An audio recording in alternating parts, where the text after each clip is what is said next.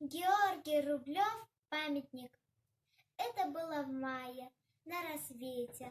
Нарастал у стен Рейхстага бой. Девочку немецкую заметил наш солдат на пыльной мостовой.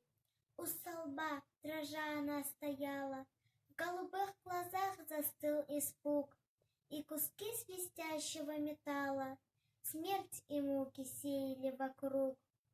Тут он вспомнил, как, прощаясь летом, он свою дочурку целовал.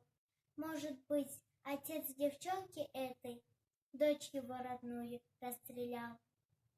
Но тогда в Берлине под обстрелом полз боец и телом заслоня. Девочку в коротком платье белом осторожно вынес из огня. И, погладив ласковой ладонью, он ее на землю опустил. Говорят, что утром маршал Конев Сталину об этом доложил. Скольким детям возвратили детство, подарили радость и весну.